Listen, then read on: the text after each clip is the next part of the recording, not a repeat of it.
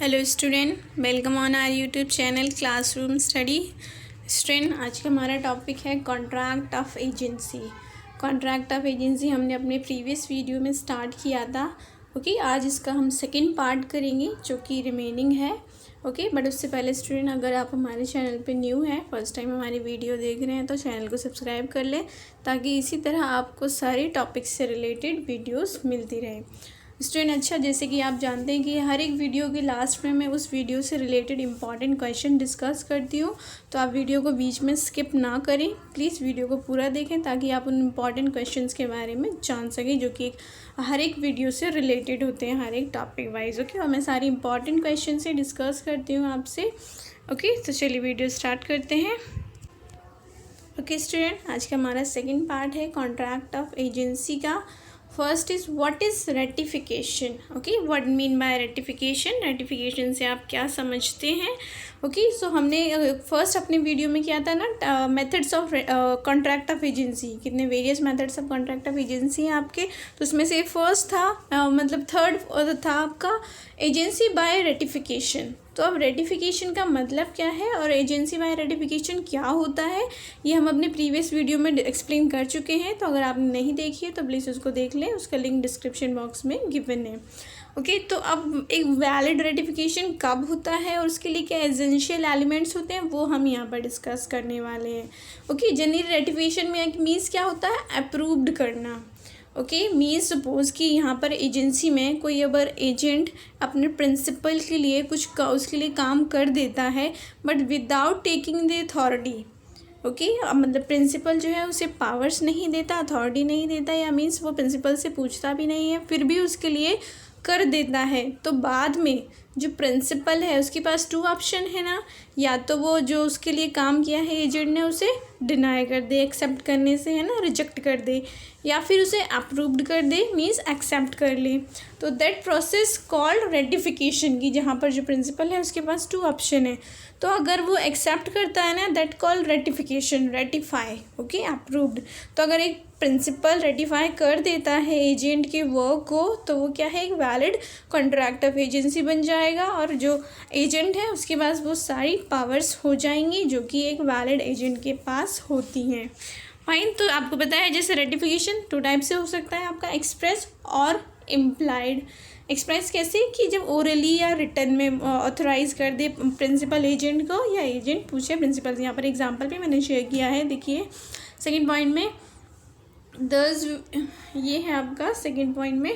Okay, thus where A without B's authority purchase a car for B from C and B when contracted। Okay, B जो है, A जो है agent है, B principal है, उसने car purchase की है B के लिए from the C, and when contracted confirm A's authority to buy a car for him in it is a case of express ratification. Okay, तो ए ने बी ने क्या है, उसे ओरली कन्फर्मेशन दे दिया, ठीक है आपने मेरे लिए कार परचेज की है इसी से, मैं एक्सेप्ट करता हूँ इसे।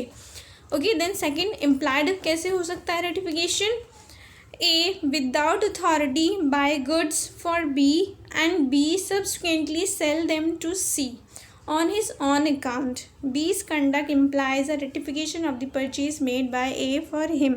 आप जानते हैं implied means क्या होता है, जहाँ पर वर्ड्स का यूज़ नहीं करते, through the conduct, through the behaviour और थ्रू दी एक्टिविटीज़ से ये रियलाइज़ हो जाता है पर्सन के कि उसने एक्सेप्ट कर लिया है। तो यहाँ पर क्या है, ए ने परचेज़ किया, सेम कार परचेज़ की बी के लिए विदाउट हिज परमिशन, और बी ने क्या है, कुछ नहीं बोला उसको, अप्रूव या डिनाई कुछ नहीं बोला, उसको आगे सी को सेल कर दिया। तो यदि तो इस बात का इंडिकेशन है ना कि उसने एक्सेप्ट कर लिया है, तो that call implied ratification by the principal. Okay, then essential elements क्या है एक वैलिड रेटिफिकेशंस के लिए। ओके, कब एक जो रेटिफिकेशन है वो वैलिड माना जाएगा, क्या एग्जिस्टेंस होनी चाहिए उसमें, क्या रिक्विजिस्ट होनी चाहिए। So following are the requisite. First क्या है, act must have been done in the name of principal. आपने प्रिंसिपल का नेम लेकर उसको परचेज़ किया हो। मीन सपोज जैसे ए ने कार परचेज़ किया बी के लिए, तो जो बिल बनवाया है ना कार की पेमेंट के लिए, वो बी के नेम से होना चाहिए, प्रिंसिपल के नेम से होना चाहिए। अगर उसने अपने नेम से बनवा रखा है या फिर जो प्रॉपर डॉक्यूमेंट्स हैं जो भी कार के प्रॉपर्टी के वो अपने नेम से बनवाए हैं तो फिर वो उसको रेटिफाई नहीं कर पाएगा। ओके, ज़रूरी है कि प्रिंसिपल के नेम से परचेज़ की गई हो प्रॉपर्टी, उसके नेम से बिल बनवाया गया हो, तभी तो वो उसको पेमेंट करने के लिए लायबल होगा। ओके, सो ये फर्स्ट कंडीशन है रेटिफिकेशन के लिए। सेकेंड है principal must be in existence, means आप जिसके लिए परचेज़ कर रहे हैं वो इस वर्ल्ड में होना भी चाहिए। ज़रूरी नहीं उस प्लेस पर हो, कहीं ना कहीं होना चाहिए। ओके, ये नेसेसरी नहीं है कि उसी प्लेस पर हो, कहीं भी हो, बट होना चाहिए, अलाइव होना चाहिए, ये मतलब है। Ratification bye competent person only, आपको पता है कॉन्ट्रैक्ट करने के लिए कुछ कैपेसिटी होनी की चाहिए पार्टी में।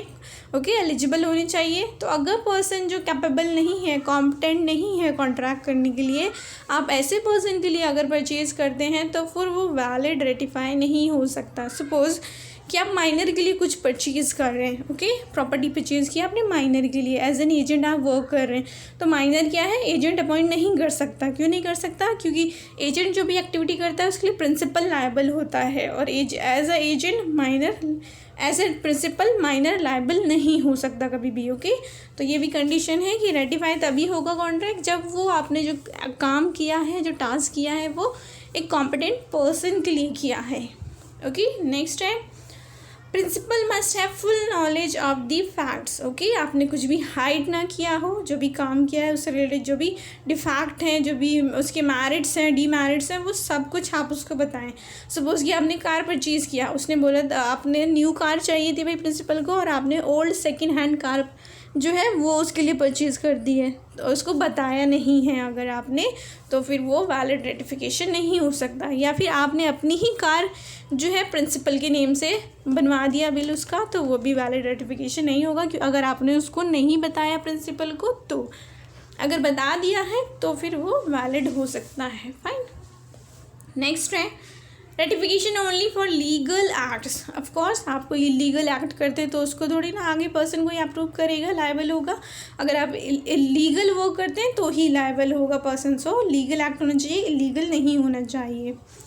नेक्स्ट है ratification must be of whole transactions. Whole transaction means आपने जितनी भी क्वांटिटी परचेज़ की है उन सब को रेटिफाई किया जाएगा। ये नहीं पार्टली अगर अप्रूव कर रहा है प्रिंसिपल, पार्टली नहीं कर रहा है, तो ऐसे नहीं होगा। सपोज़ आपने 100 kg ऑफ वीट परचेज़ किया है प्रिंसिपल के लिए, अब प्रिंसिपल बोलता है नहीं मैं सिर्फ 40 kg लूँगा, बाकी के लिए नहीं वो रेटिफाई कर रहा हूँ, अप्रूव नहीं कर रहा हूँ, तो ऐसा नहीं हो सकता, वो वैलिड रेटिफिकेशन नहीं माना जाएगा। ठीक है, फुल होना चाहिए।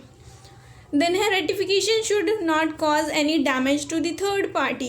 ओके, मीन्स अगर प्रिंसिपल अप्रूव कर देता है आपने जो भी एक्टिविटी की है एज एन एजेंट, तो उससे अगर किसी थर्ड पार्टी को लॉस हो रहा है, डैमेजेस हो रहा है किसी भी तरह का, तो फिर वो वैलिड रेटिफिकेशन नहीं माना जाएगा। किसी को कोई लॉस नहीं होना चाहिए। सपोज जैसे आपने किसी को किडनैप कर लिया, किसी के चाइल्ड को किडनैप कर लिया, ओके, ताकि आप उससे मनी ले सकें। अब प्रिंसिपल अगर उसको अप्रूव कर देता है तो ऑफकोर्स वो क्या है, हार्मफुल होगा उस चाइल्ड के पेरेंट्स के लिए, चाइल्ड के लिए, तो वो वैलिड रेटिफिकेशन ऑफ कॉन्ट्रैक्ट नहीं होगा। Next, ratification should be done within a reasonable time. Okay, of course हर एक चीज़ का टाइम होता है, तो अगर आपने विद इन अ टाइम किया है तो वो वैलिड होगा, अदरवाइज नहीं। सपोज कि आपने किसी पर्सन के लिए, मिस्टर ए जो है एज एन एजेंट, उसने शेयर परचेज़ किए हैं प्रिंसिपल के लिए, ठीक है, बी के लिए, तो अगर जो शेयर परचेज़ करें हैं उसको अप्रूवल तो पहले ही करना पड़ेगा ना टाइम से, क्योंकि उसका टाइम होता है कि कब तक आपको कंपनी को इन्फॉर्म कर देना है, या कंपनी ने भी डिस्क्लोज ओपनिंग डेट रखी होती है या क्लोज डेट रखी होती है, तो उस डेट से पहले प्रिंसिपल का अप्रूव मिल जाना चाहिए।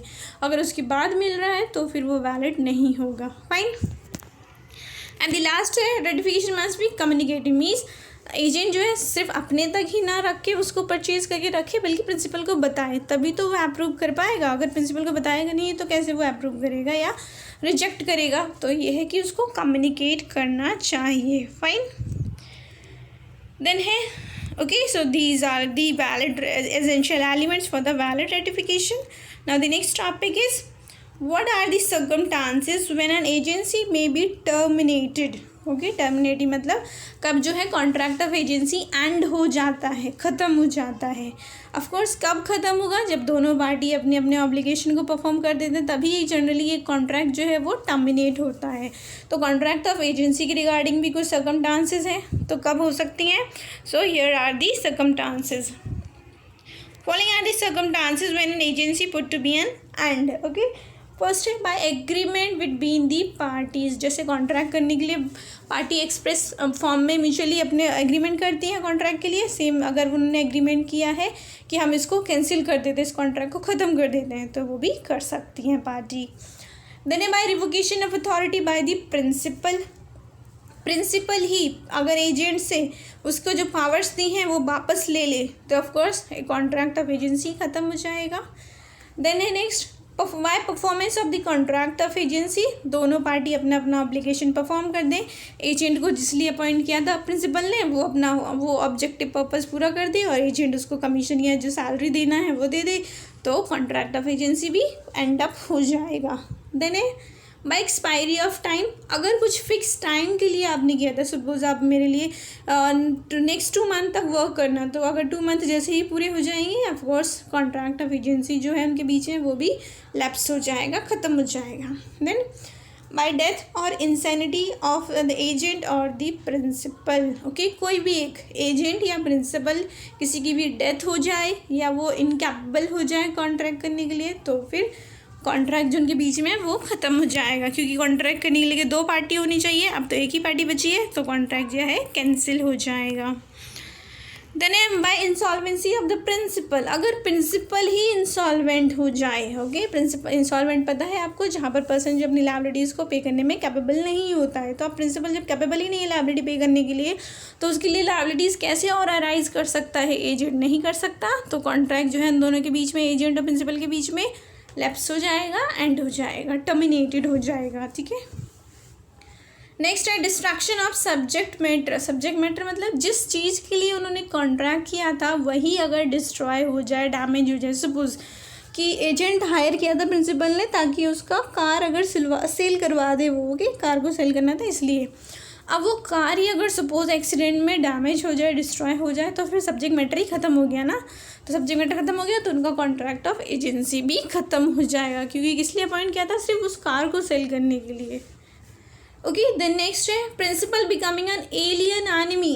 एलियन एनिमी मतलब अगर वो हमारी जो एलियन कंट्री है, मीन्स हमारी जो दुश्मन कंट्री है उसमें जाके रहने लगे, ओके, तो वो क्या है, एलियन बन गया अब हमारे लिए, एजेंट के लिए, तो फिर वो क्या है, उसके जो कॉन्ट्रैक्ट किया था दोनों ने वो कैंसिल हो जाएगा, एजेंट और प्रिंसिपल का। देन है bye binding up of the company. अगर कंपनी है सपोज प्रिंसिपल, ओके, और एजेंट जो है उसका एम्प्लॉयज़ है, मैनेजर है, तो अगर वो कंपनी बाइंड अप हो गई है तो उसके जो भी एम्प्लॉयज़ होते हैं उनका भी तो कॉन्ट्रैक्ट कैंसिल हो जाता है ना, तो एजेंट भी, कॉन्ट्रैक्ट ऑफ एजेंसी भी कैंसिल हो जाएगा। Okay, so these all are the following circumstances जब आपका कॉन्ट्रैक्ट ऑफ एजेंसी टर्मिनेट हो जाता है, मीन्स एंड हो जाता है, लैप्स हो जाता है, आप कुछ भी बोल सकते हैं। Fine, then next heading irrevocable agency. Okay, irrevocable agency means कब जो है प्रिंसिपल कॉन्ट्रैक्ट ऑफ एजेंसी को कैंसिल नहीं कर सकता, उसको एंड नहीं कर सकता। कब नहीं कर सकता, so following are the cases when principal can not revoke the agency. Okay, first क्या है, agency coupled with interest. Coupled with interest का मतलब क्या है, जहाँ पर एजेंट और प्रिंसिपल दोनों का उस चीज़ में इन्वेस्टमेंट है। सपोज़ कि कोई भी प्रॉपर्टी है, प्रॉपर्टी मिलकर ली है 2 पर्सन ने, ओके, मिस्टर ए और मिस्टर बी ने परचेज़ की है मिलकर, ठीक है, तो अब वो उसको सेल करना चाहता है। अगर दोनों ही सेल करेंगे तो मिस्टर ए ने क्या है, एजेंट वो सेल कर रहा है, तो वहाँ पर तो दोनों का इंटरेस्ट है ना, तो कोई भी एक पर्सन कैंसिल नहीं कर सकता ना, उसे नहीं बोल सकता नहीं तुम मत सेल करो, क्योंकि वहाँ पर दोनों के पास इक्वली राइट है, ओके, सेल करने का, दोनों को बेनिफिट होगा। देन है next where the agent has incurred personal liability. Okay, personal liability मतलब उसने खुद अगर अपने नेम से परचेज़ किया है, ओके, प्रिंसिपल के नेम से परचेज़ किया है एजेंट ने, लेकिन उसने खुद पेमेंट कर दिया अपने आप से एजेंट ने। ओके, सपोज़ कि प्रिंसिपल के लिए उसने कोई भी कार परचेज़ की है और अपने अकाउंट से पेमेंट कर दिया है, तो फिर प्रिंसिपल को उसको देना ही होगा, वो कैंसिल नहीं कर सकता, रिवोक नहीं कर सकता कॉन्ट्रैक्ट ऑफ एजेंसी को। Fine. Then where the authority has been partly exercised, okay, partly exercise मतलब एजेंट ने कुछ तो उसके लिए अपनी सर्विसेज दे दी हैं, कुछ का भी देना बाकी है। जैसे आप जो कंस्ट्रक्शन का होता है ना, कंस्ट्रक्शन के लिए अगर जो भी आपका बिल्डर है, ओके, उससे किया था, उसको आपको ये 5 फ्लोर्स बनाकर देना था। अगर उसने 2 फ्लोर्स तो बना दिए, अभी 3 रिमेनिंग है, तो फिर वो बीच में उसके साथ कॉन्ट्रैक्ट को कैंसिल नहीं कर सकता, पूरा वही बनाकर उसको देगा। Okay, so these are the situation जब प्रिंसिपल जो है कॉन्ट्रैक्ट ऑफ एजेंसी को रिवोक नहीं कर सकता, कैंसिल नहीं कर सकता, एंड नहीं कर सकता। फाइन। ऊपर हमने किया कि कब कर सकते हैं और ये है कब नहीं कर सकते। यू कैन से एक्सेप्शन है आपके टर्मिनेशन ऑफ कॉन्ट्रैक्ट के। फाइन। देन है नेक्स्ट हेडिंग और द क्वेश्चन, ये इम्पॉर्टेंट है, like when an agent can be personally liable, और you can say when can agent sue or be sued personally on contracts enter into behalf of the principal। और कैसे पूछ सकते हैं इस क्वेश्चन को? An agent cannot personally enforce contract entered into by him on behalf of his principal or he is personally bound on them। Discuss the enumerated exception। Okay, means question क्या है? Question पूछ रहा है कि ऐसी कौन सी situations है जब एक एजेंट जो है वो पर्सनली लायबल होगा थर्ड पार्टी के लिए, या फिर थर्ड पार्टी जो है उस एजेंट के ऊपर केस कर सकती है। ओके, एजेंट भी थर्ड पार्टी के ऊपर केस कर सकता है, प्रिंसिपल के ऊपर करने की ज़रूरत नहीं है। जनरली हमें पता है जो भी कॉन्ट्रैक्ट ऑफ एजेंसी है उसमें जो है लायबिलिटीज़ प्रिंसिपल की होती है।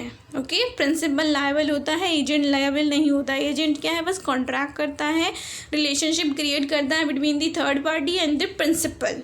बट ये क्या है? ये इस जनरल रूल का एक्सेप्शन है। मीन्स कि जो एजेंट है वो खुद पर्सनली लायबल होगा, प्रिंसिपल लायबल नहीं होगा। ओके, लेट मी रिपीट कि जो ये सिचुएशंस है, ये सर्कमस्टांसेस है कि कब एजेंट खुद लायबल होगा पर्सनली, प्रिंसिपल लायबल नहीं होगा। Okay, so following are the situation और can say exception of the rule कि कब आपका एजेंट है वो पर्सनली लायबल होता है। Okay, so here are the situation. First है when contract expressly provides. Okay, जब कॉन्ट्रैक्ट जो है उसमें क्लियरली बताया गया है कि एजेंट ही लायबल होगा, प्रिंसिपल लायबल नहीं होगा, ये रिटर्न है, तो ऑफकोर्स फिर तो होगा ही होगा, कोई एक्सक्यूज ही नहीं अराइज होता। देन है when the agent acts for the foreign principal. Okay, second की अगर वो फॉरेन प्रिंसिपल के लिए कर रहा हो कोई भी टास्क। फॉरेन प्रिंसिपल आपको पता है कि जो फॉरेन कंट्री में रहता है और एजेंट जो है सपोज उसका इंडिया में है, तो अब ये पॉसिबल नहीं है कि वो वहाँ जाके उसके साथ कॉन्ट्रैक्ट करे, पूछे उससे, तो और जो थर्ड पार्टी है वो प्रिंसिपल से मिल पाएगी, उसके ऊपर केस कर पाएगी। तो इस केसेस में क्या है? एजेंट के ऊपर ही थर्ड पार्टी केस कर सकती है, उसको लायबल कर सकती है। Fine. Then agency coupled with interest. Okay, जब दोनों का, एजेंट का, प्रिंसिपल का, दोनों का इन्वेस्टमेंट हो उस सब्जेक्ट मैटर में, तो फिर दोनों ही ऑनर है, तो कोई जो थर्ड पार्टी है वो दोनों में से किसी पर भी केस कर सकती है, मतलब एजेंट पर भी केस करके उसको लायबल कर सकती है। ओके, देन है agent exceed his authority. Of course जब एजेंट को प्रिंसिपल ने कुछ पावर्स दी हैं, लिमिट दी है उसको, अगर वो बियॉन्ड दी पावर्स जाके कोई भी कॉन्ट्रैक्ट करेगा तो फिर उसके लिए वो खुद ही लायबल होगा, ना कि principal. Then in case of undisclose principal. Okay, undisclose principal मतलब जहाँ पर जो है प्रिंसिपल को नेम डिस्क्लोज ना किया गया हो, मीन्स बायर को और दी थर्ड पार्टी को ये पता ही ना चल रहा हो कि एक्चुअल में है कौन इसका ऑनर प्रिंसिपल। ओके, सिर्फ एजेंट से, या फिर एजेंट ने भी खुद नाम ना बताया। जैसे आप जाते हैं मार्केट में, शॉप पे जाते हैं, तो आपको नहीं पता उधर जनरली कौन ऑनर है। वहाँ पर तो शॉप वो होते हैं, आपके सेल्स बॉय होते हैं, कि वो आपको प्रोडक्ट दिखाते हैं और सेल करते हैं, जबकि रियल में ऑनर अलग होता है। तो ऐसा कोई सिचुएशन है तो आप उस सेल पर्सन के ऊपर कर सकते हैं लायबल, उसको केस कर सकते हैं। फाइन।